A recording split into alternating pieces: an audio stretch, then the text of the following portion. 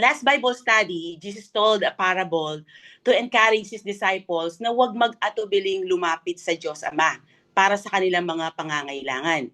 Dahil kung ang reluctant friend ay napapayag na tumulong sa isang persistent na lalaki sa gitna ng gabi, kahit noong una ni-reject niya ito, mas lalo na si God the Father dahil willing talaga siyang tumulong sa ating pangangailangan. He is delighted to see His children na lumalapit sa Kanya. Hindi siya napipilitan lang, kundi ito ay malugod niyang ginagawa. Kaya He commanded His disciples to keep asking, keep seeking, and keep knocking on heaven's door until it opens.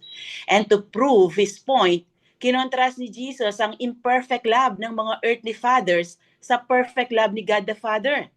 Kung ang sinful and imperfect fathers still know how to give good gifts to their children, then how much more si God the Father na perfect ang love sa atin. And He is more than willing to give even the better gifts to those who sincerely and persistently ask Him, including the blessing na bigay ng Holy Spirit. I hope yung lesson natin last week about persistent prayers changed the way you approach the Father in prayers. Ngayon, dumako naman tayo sa ating lesson for today. Dito makikita natin ang pagkakasout ng demon ni Jesus sa isang pipi at ito ay na-witness ng mga Hudyo. Instead na parangalan nila ang anak ng Diyos, inakusahan nila ito na nakakagawa siya ng ganitong milagro dahil sa power ni Beelzebul or Satan.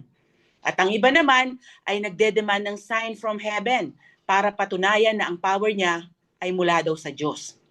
Later on, makikita natin kung paano pinatunayan ni Jesus na imposible and absurd ang claim nilang ito tungkol sa Kanya. At ang key verse natin for today ay ang verse 23. Whoever is not with me is against me, and whoever does not gather with me scatters. Dito makikita natin that there's no neutrality when it comes to our relationship to God. Either you are for Him or you are against Him. Walang in between. Kay Jesus ka or kay Satan. Sa light or sa darkness. Born again or not. You are either child of God or a child of the devil. Walang nasa gitna. Dahil tulad ng sabi ko sa ating last Bible study, dalawa lang ang kingdom dito sa mundo. Kingdom ni Christ at ang kingdom ni Satan. At ito ang totoo. So simulan na nating himayin ngayon ang ating napakagandang passage. Ang pinamagatang Jesus and Beelzebul. Verse 14, Jesus was driving out a demon that was mute. When the demon left, the man who had been mute spoke, and the crowd was amazed.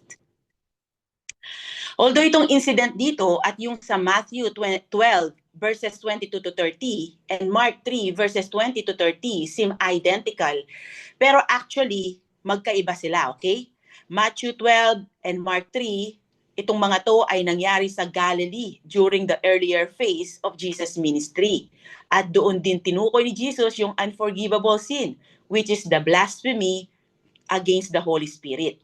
While Luke chapter 11 took place while Jesus is traveling toward Jerusalem, ilang months before the crucifixion. So it's better to see Luke's account as a separate event during Jesus' Judean ministry, which begins in Luke chapter 9, verse 51. Furthermore, Matthew notes that the demon-possessed man was also blind. Ito, sinabi niya dito, then they brought him a demon-possessed man who was blind and mute, and Jesus healed him so that he could both talk and see. Itong detalye na ito ay hindi aalisin ni Luke na isang doktor.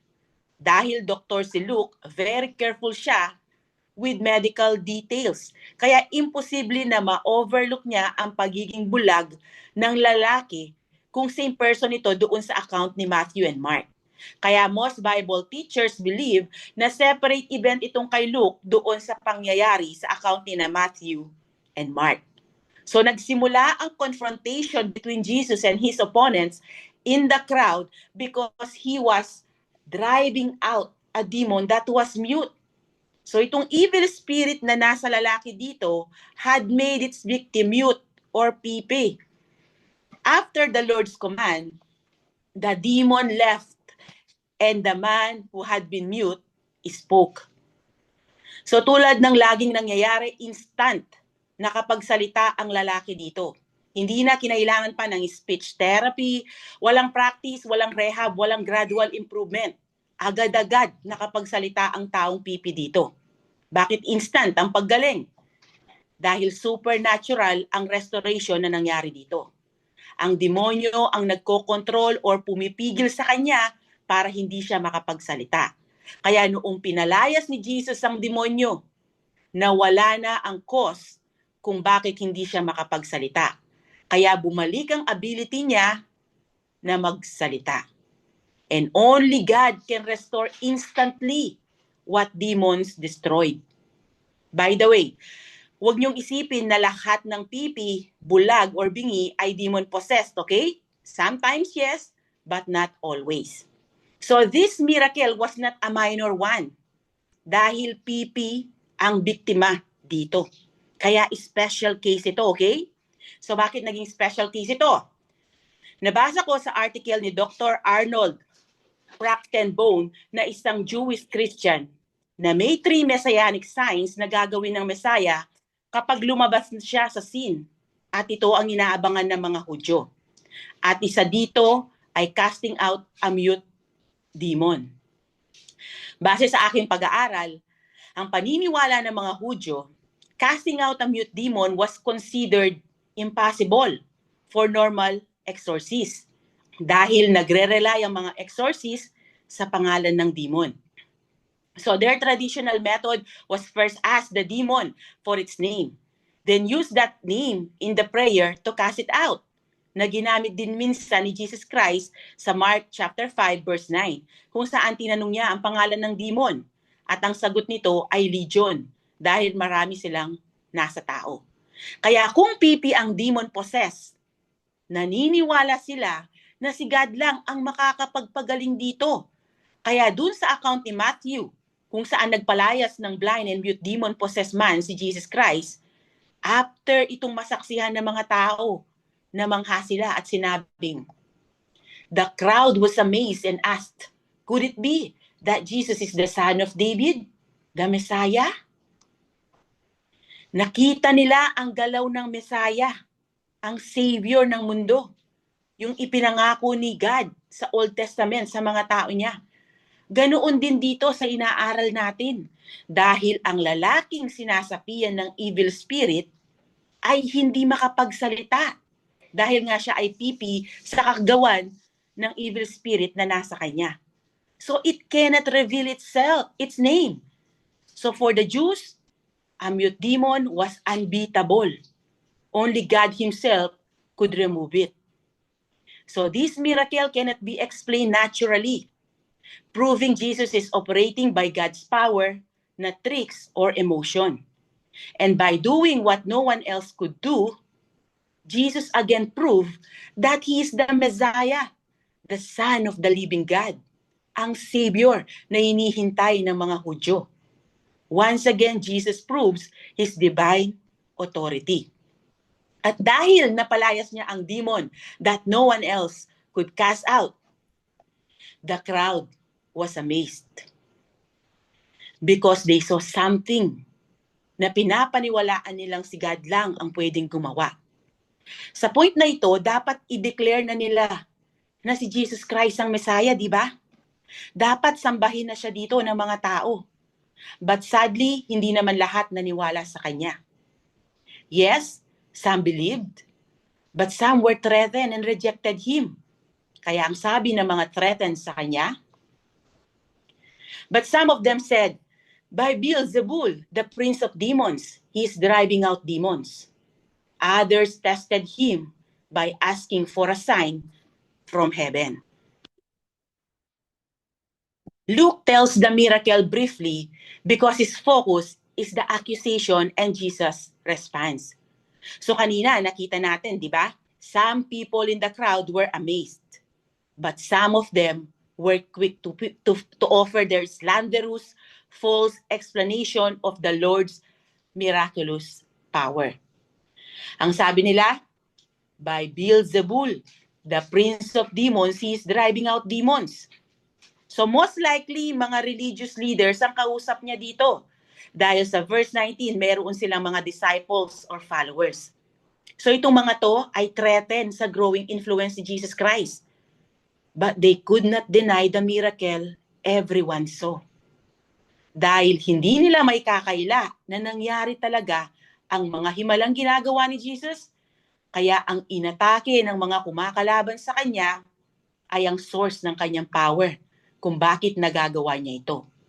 Nagagawa daw niyang magpalayas ng masasamang espiritu sa kapangyarihan ni Satanas. Kung sa John chapter 7 verse 20, chapter 8, 48 and 52, at sa John 10:20, inakusahan doon ng mga Hudyo si Jesus na nasasapian ng demonyo. Dito, hindi lang nila sinabing si Jesus ay nagkaroon ng kapangyarihan mula sa kapangyarihan ng yung pangkaraniwang demonyo, kundi inakusahan siya na may kapangyarihan mula kay Beelzebul. This is the name for Satan, the leader or prince of demons. So this means Lord of the house or the place where evil spirits lives. Sa King James Version and New King James Version, ang nakalagay dyan ay Beelzebub.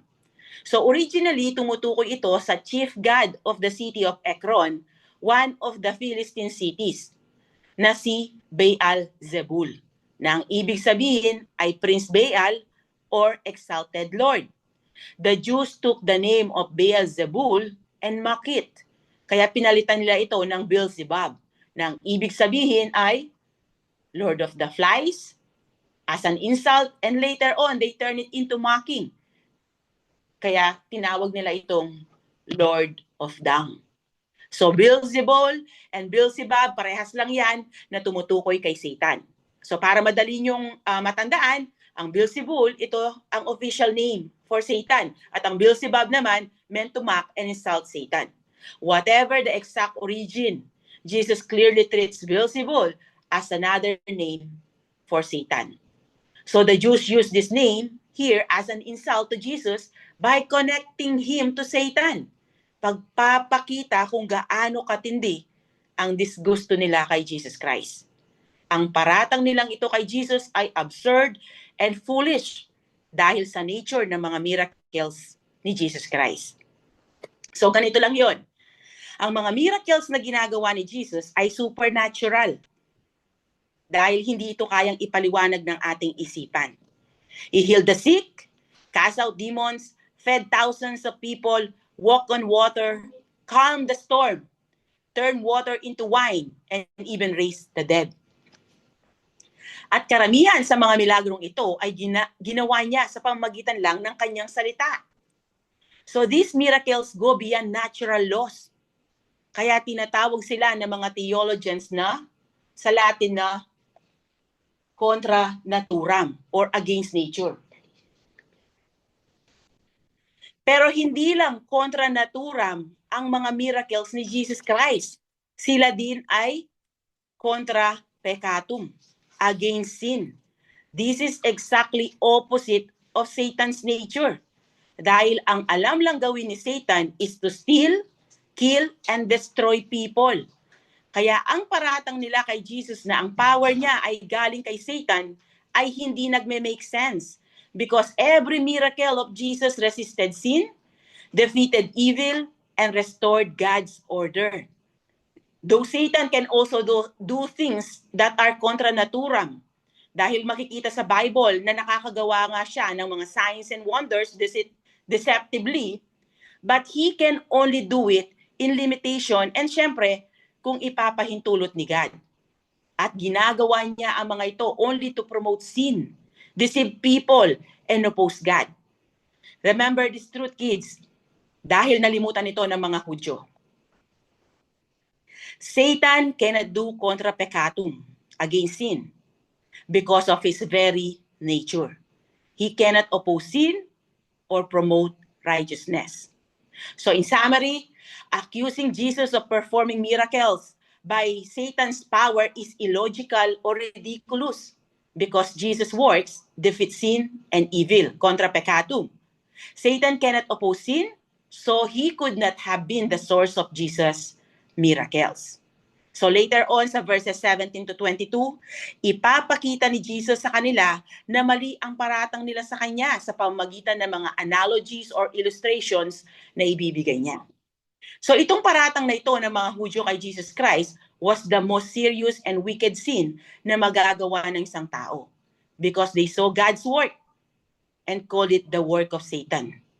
They called the highest and most holy one the lowest and most evil. They called the one who was pure good na pure evil.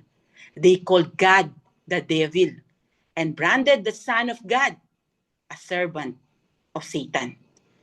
Sa bibig mismo ni Jesus Christ nanggaling na ito ang isang sin na walang kapatawaran. Pakibasa, Ate Chloe.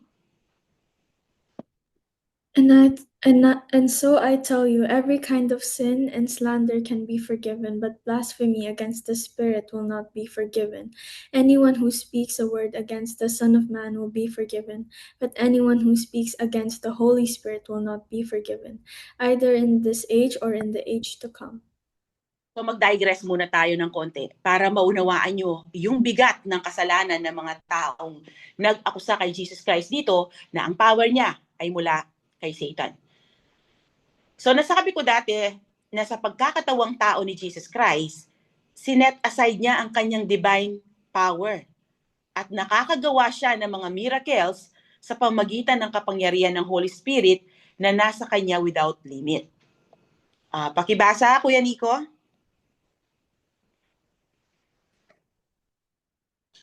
Ang isinugo ng Diyos ay nagpapahayag ng mga salita ng Diyos, sapangkat lubusang ipakakaloob ng Diyos ang kanyang espiritu.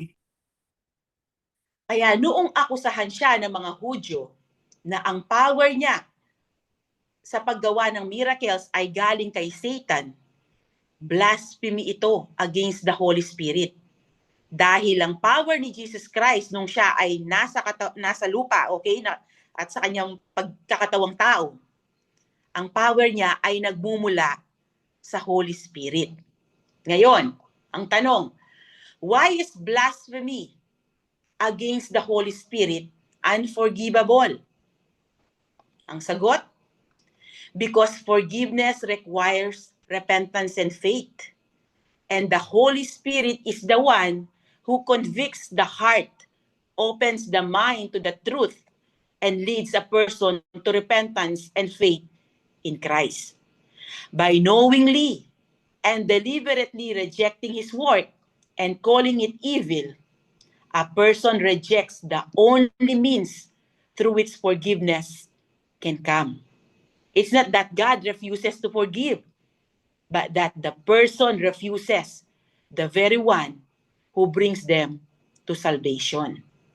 Hindi lang ito single harsh word or temporary doubt, kundi deliberate and persistent rejection of God's work through the Holy Spirit ang nire-reject nila. Nakita personally at narinig nila mula sa ibang tao. Hindi lang once, okay? Kundi multiple times sa mga himalang ginawa ni Jesus Christ throughout His earthly ministry. At malinaw na ito ay gawa ni God. Pero instead na tanggapin nila ito, na ito ay mula sa Diyos, they attributed it to Satan. Sa ginagawa nilang ito, they are hardening their hearts against God's truth and power, leaving no room for repentance. Kaya ang sabi ni Jesus Christ, all other sins can be forgiven if one turns to God. But this sin, yung blasphemy against the Holy Spirit, is unforgivable because the person permanently rejects the very power that can forgive them. Kaya kaawa-awa daw ang mga taong ganito, sabi ni Prophet Isaiah sa Isaiah 5:20. Pakibasa, Kuya Yen?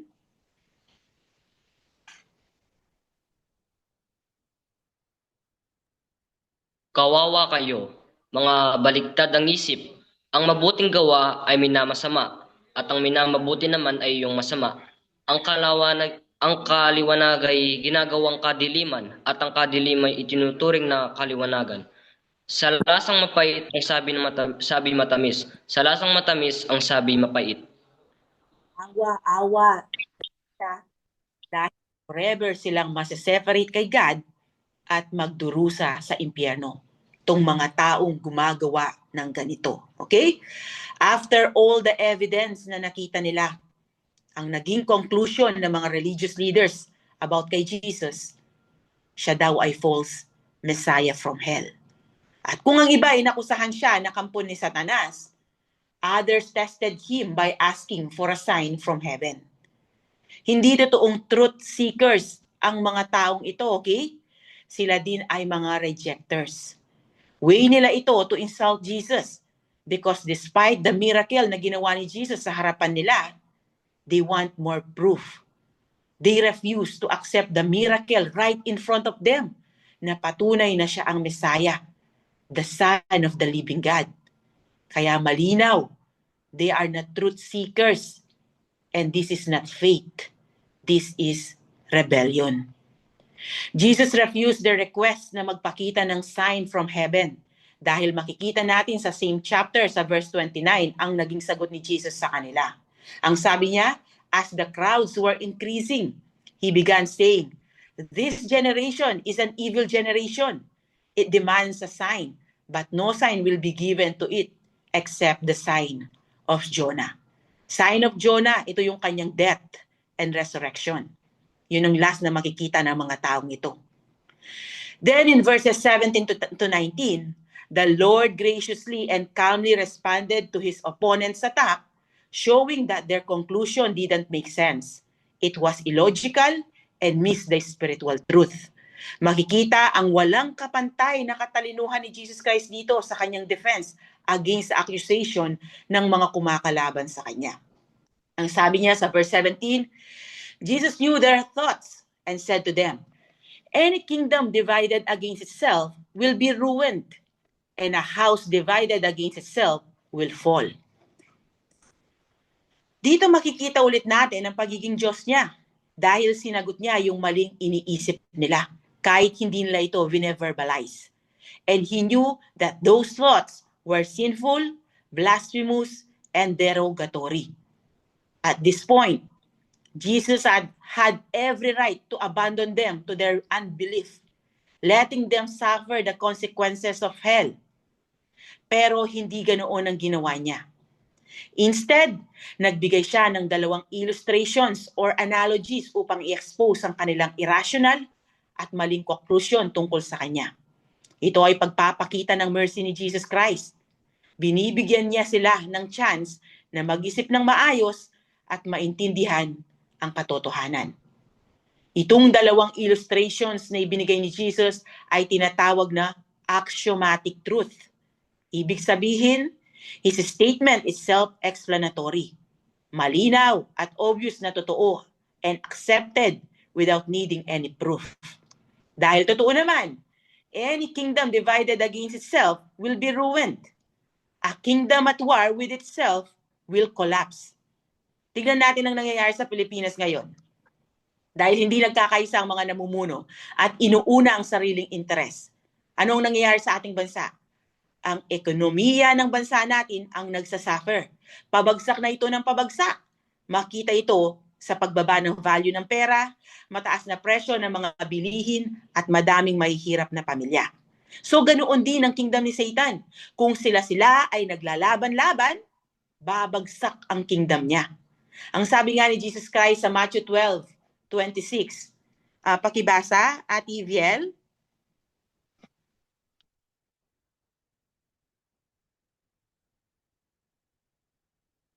Makakabasa ba si Ate Viel? Sige, si ano na lang. Si Kuya Nico. Kaya't kung si Satanas ang nagpalayas kay Satanas, kinakalaban niya ang kanyang sarili. Kung gayon, paano pa man niya mapapanatili ang kanyang kaharian. Diba? Napakalinaw na sinabing Jesus Christ dito. So ganoon din sa isang tahanan. A house divided against itself will fall. Kung ang mag-asawa na nagli-lead ng isang tahanan ay hindi magkasundo, hindi sila team sa kanilang ginagawa, eventually, mawawasak ang pamilyang ito. Kaya nga maraming broken families dahil hindi united ang mag-asawa. Ganon din sa household ni Satan. Kung hindi sila united sa paggawa ng evil, mawawasak sila. So Jesus exposes their argument as ridiculously irrational. He proves that their accusation is illogical because Satan would not cast out his own demons. Though sometimes, Satan may also allow his servants to pretend to cast out demons as part of their cover as angel of light. Pero ginagawa nila ito to deceive people para mapasunod ang mga ito. Tandaan nyo ito, deception dressed as good intentions can lead to destruction. Sa Pilipinas, ang halimbawa nito ay mga albularyo, fake healers, at mananawas. Totoo, minsan nakakapagpagaling sila.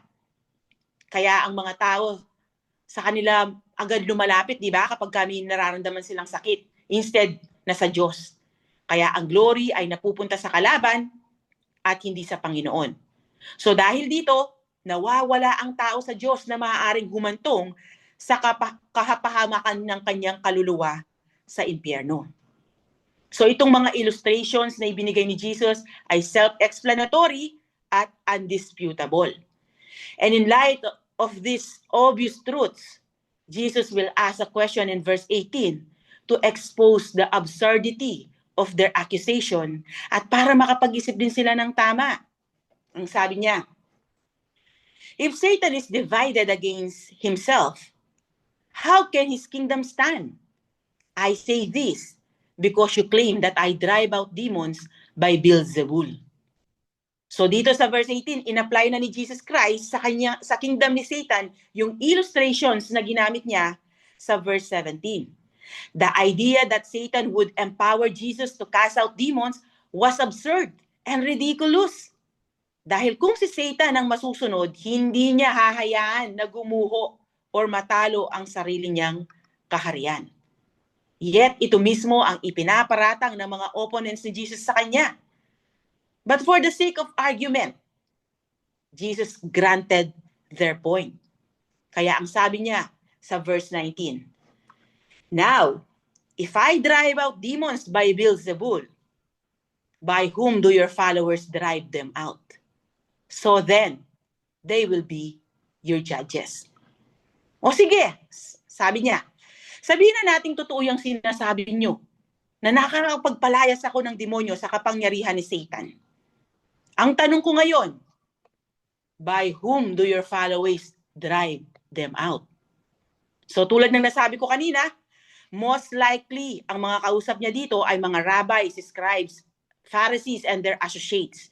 Dahil ang mga to ang may mga followers or disciples. Sa statement ni Jesus dito, malinaw that Jewish exorcists existed tulad ng napag-aralan natin dati. May mga incantation or method silang ginagawa pero hindi ko sure kung talaga bang nakakapagpalaya sila ng demonyo.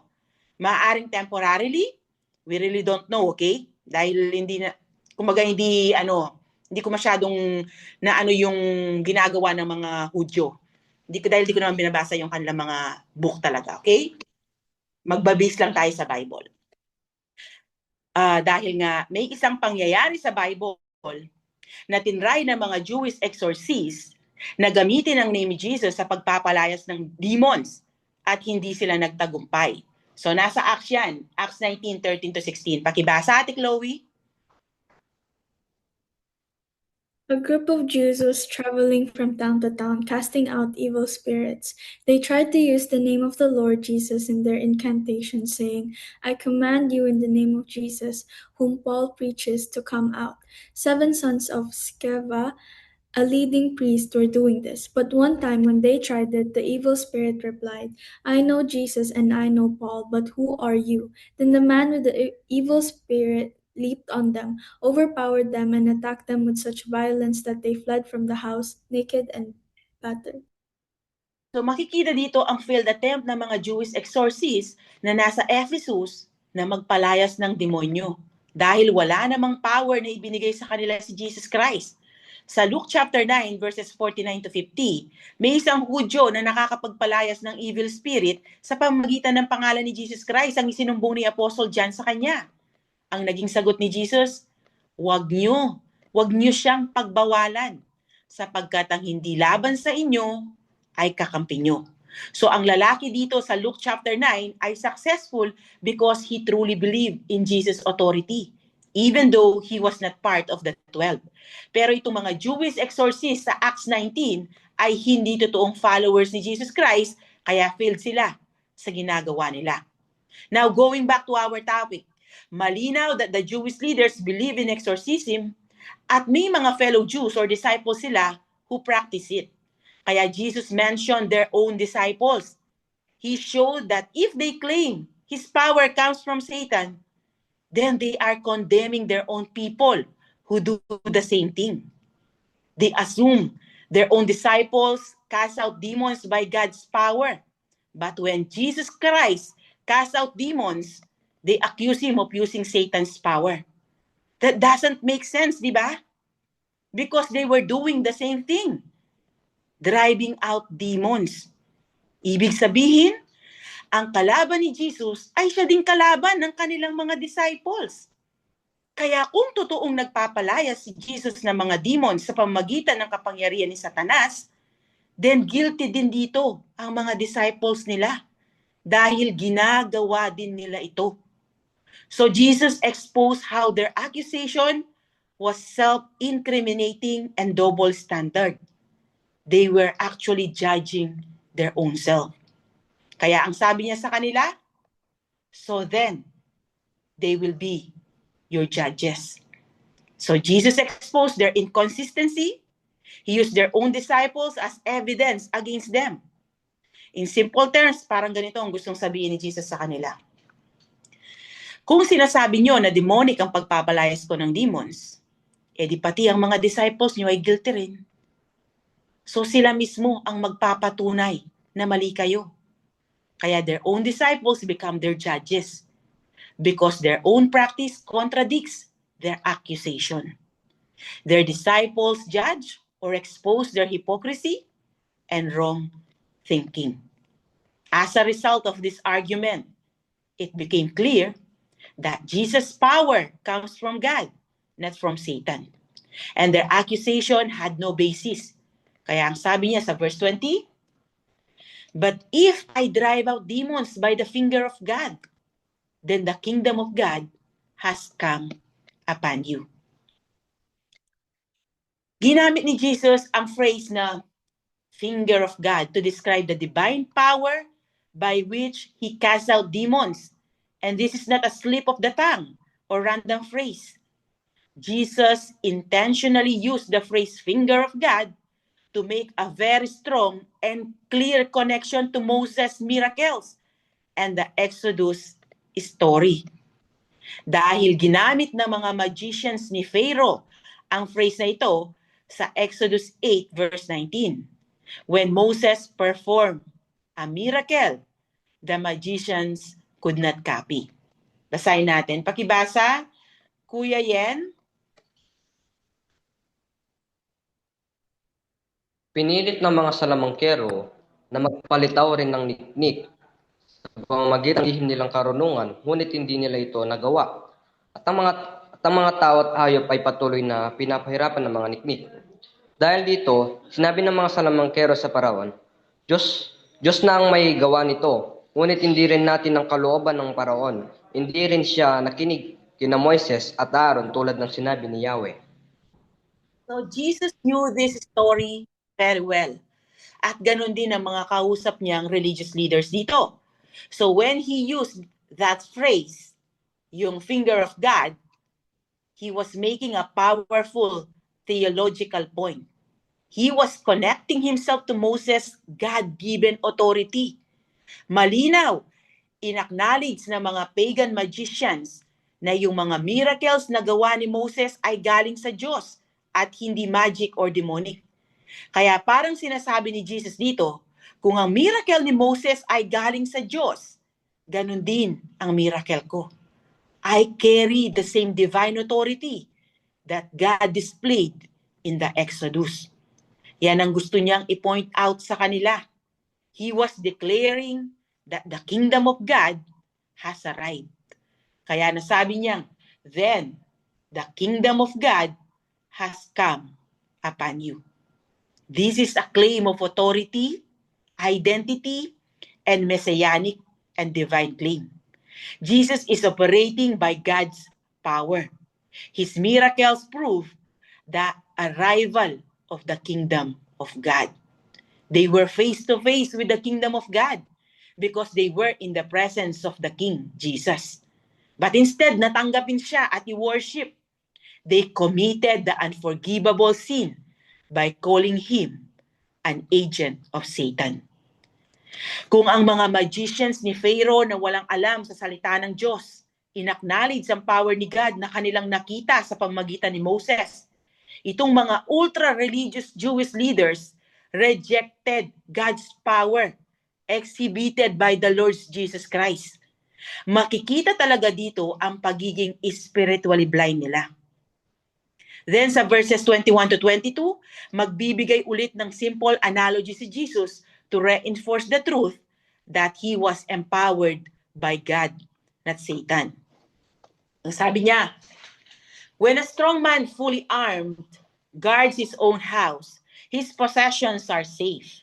But when someone stronger attacks and overpowers him, he takes away the armor in which the man trusted and divides up his plunder. Sa analogy na ito, si Satan ang pinipicture na strong man dito. Fully armed, guard his own house, his possessions are safe. Ito yung mga tao, mga unbelievers who are under his influence or bondage. Dito makikita natin na in-acknowledge ni Jesus na totoo si Satan at siya ay powerful kumpara sa ating pangkaraniwang tao. That's why people cannot free themselves from demons by their own power. Pero gaano man ka-powerful si Satan, hindi siya uubra sa Diyos. Dahil si Jesus ang pinipicture ng someone stronger dito. Jesus is stronger than Satan in every way. Dahil siya ang may likha nito. Kahit gaano pa ka-powerful si Satan, yung power niya ay bigay lang sa kanya ng Diyos. Dahil created being lang siya. Hindi katulad ni Jesus Christ na fully God. Lahat ng power na mayroon si God the Father at ang Holy Spirit ay mayroon din si Jesus Christ. Kaya when Jesus arrives, he attacks Satan's dominion. Diba sa Luke chapter 10, masayang nagbalita ang kanyang mga alagad na nakapagpalaya sila ng mga demonyo sa pamagitan ng kapangyarihan ni Jesus na ibinigay niya sa kanila. Ang sabi niya sa kanyang mga alagad sa verse 18, I saw Satan fall from heaven like lightning.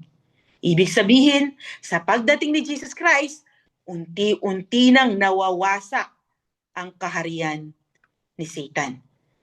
Because he overpowers him.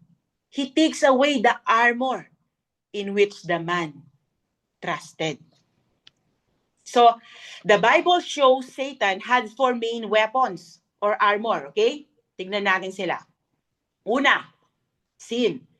Since all have sinned, sinasabi sa Romans 3. Pangalawa, the law's condemnation. Pangatlo, the sting and fear of death. At pang-apat, deception or lies that blinds people. Jesus removed each part of Satan's armor through the cross, his death, and resurrection. Though sa inaaral natin, sa future pa mangyayari ang cross, okay? Pero in reality, ito ay nangyari na 2,000 plus years ago. Kaya kung hindi stronger si Jesus Christ kay Satan, hindi niya magagawang tanggalan ito ng armor or weapons. Tignan natin kung paano inalisan ni Jesus ng armor or weapons si Jesus Christ sa pamamagitan ng cross, okay? Una, Jesus removed the power of sin by nailing them to the cross. Ito ang main weapon ni Satan. Colossians 2, verses 14 to 15. Pakibasa, Kuya Nico. He canceled the record of the charges against us and took it away by nailing it to the cross. In this way, he disarmed the spiritual rulers and authorities. He shamed them publicly by his victory over them on the cross. Okay? So now sin no longer controls believers. Romans 6, verses 6 to 7. Because the Holy Spirit gives us the power to say no to sin. Romans 8:2.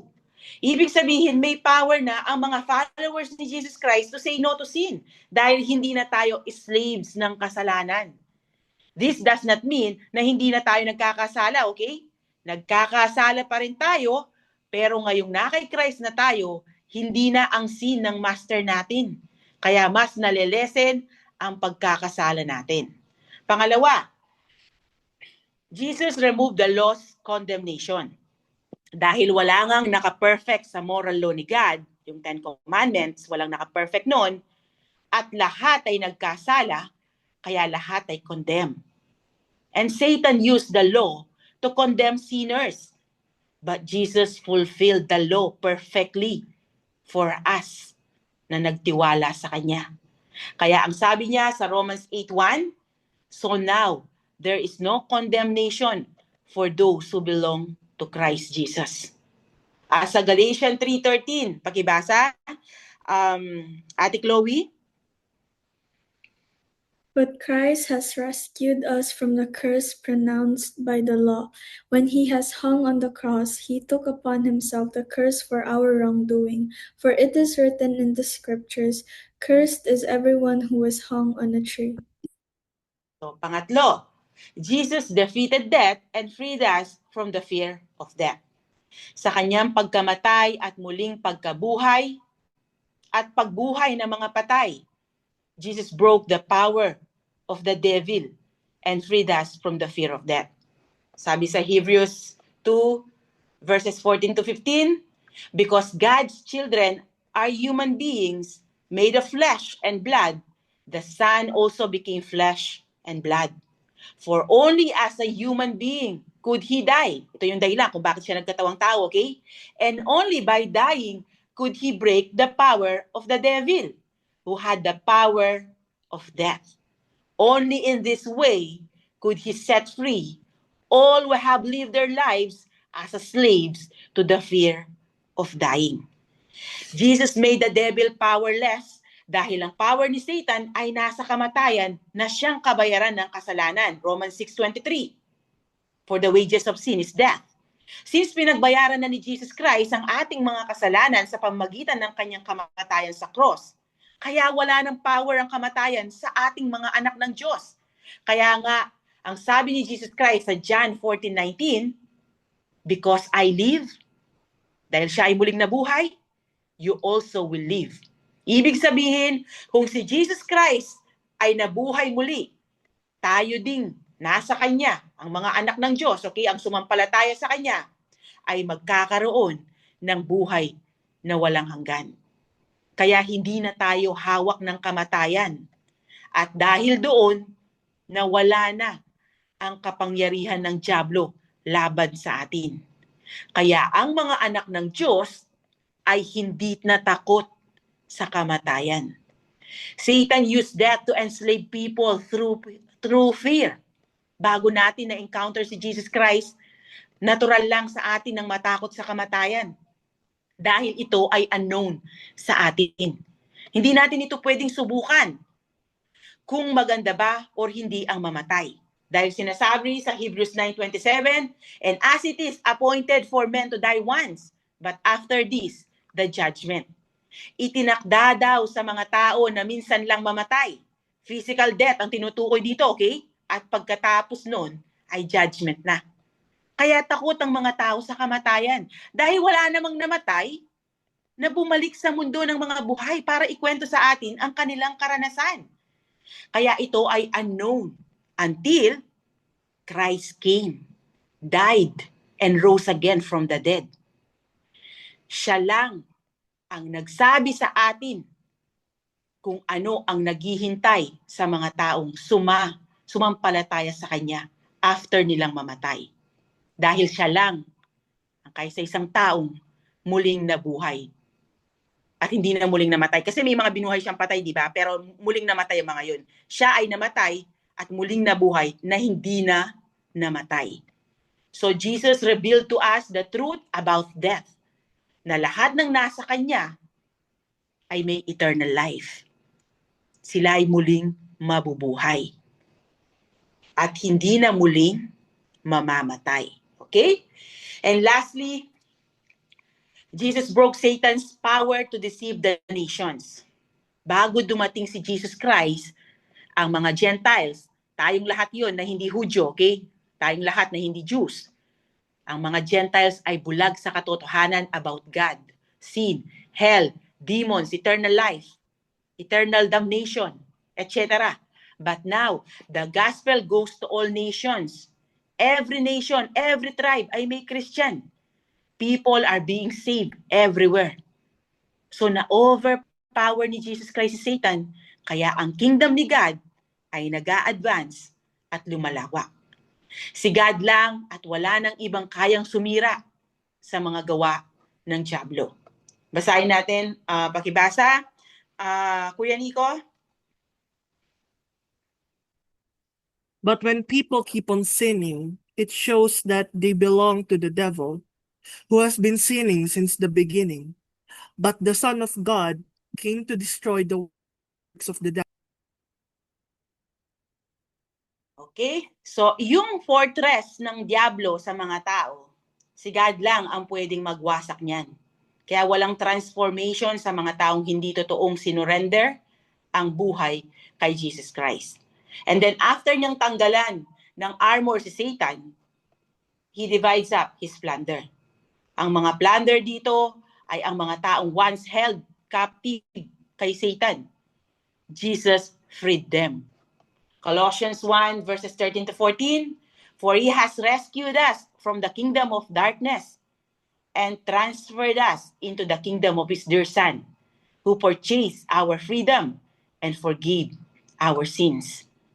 Satan and his demons can't stop Jesus from saving people from the kingdom of darkness, transferring lost sinners from Satan's kingdom to God's kingdom. Then Jesus concluded with a powerful and final appeal and warning in verse 23, our key verse for today. Who is not with me, whoever is not with me is against me. And whoever does not gather with me is scatters. Tulad ng sabi ko sa introduction, people are either with Christ or against Him. No one is neutral. No one is a disinterested bystander. No middle ground when it comes to following Jesus. Not with Christ, equal against Him. Kung hindi ka sumusuporta kay Jesus Christ or tumutulong sa Kanyang gawain, ibig sabihin, tumutulong ka sa kalaban kay Satan. Walang neutral na posisyon sa spiritual battle na ito. Tignan nyo to bilang spiritual battle, okay? Battle ng good and evil.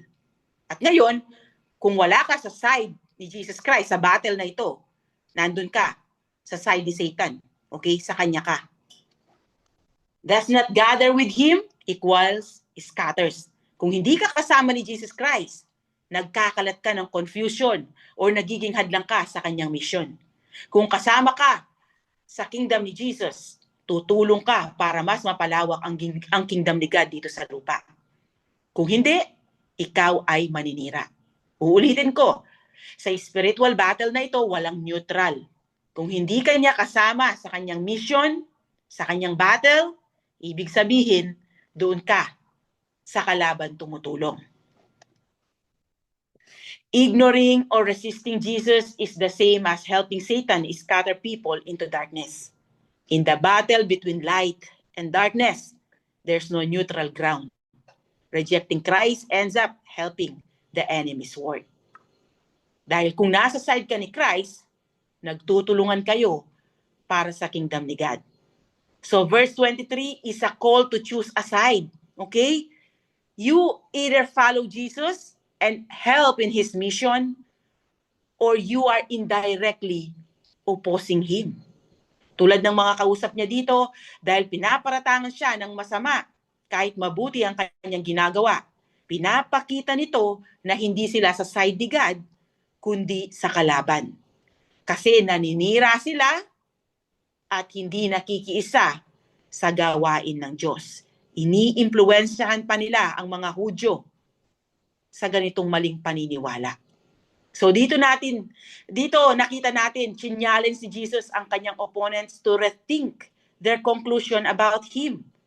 That same challenge faces every person today. Sa ating ilang taon na pag-aaral, siguro kami na mga pamangkin ko, nasa siguro siguro mga 3 years or 4 years na kaming nagba-Bible study online. So dito sa ating pag-aaral, nang napakatagal, nakita natin ang maraming evidence na si Jesus Christ ay anak ng Diyos, ang Mesayang ipinangako ng Diyos sa mga Hudyo. And to reject the irrefutable evidence concerning Him, instead na maniwala kayo instead na tanggapin siya, naniwala kayo or sila itong mga to sa mga false teachers or false preachers, para na din kayong nakiside sa mga taong nag-blaspheme sa kanya dito. At ang katumbas nun ay eternal damnation in hell. But there is hope for those who are with Him and not against Him, who embrace Jesus as their Lord and Savior. He gave them the right to be children of God. Nasa John 1 yan, di ba? So ang takeaways natin ngayon dito, una, God's power is real and you must choose a side. Jesus demonstrates that His authority over demons comes from God, not Satan, and emphasizes that anyone who is not with Him is against Him. So reminder ito sa atin, lalo na sa mga hindi pa fully sinusurrender ang buhay kay Christ. Following Jesus requires an active choice. You cannot be neutral in the battle between God and the devil, between good and evil. Next, spiritual victories reveal God's kingdom at work. The miracles, like casting out demons, healing the sick, and raise the dead, show that God's reign is breaking into the world. Seeing God's power in action strengthens our faith and confirms that the kingdom of God is real and present. So dito nagtatapos ang ating lesson for today. I hope lahat kayong nandito ay nasa side ni Jesus Christ. At kung hindi pa, surrender your life to Jesus. Okay? So God bless everyone. To God be all the glory.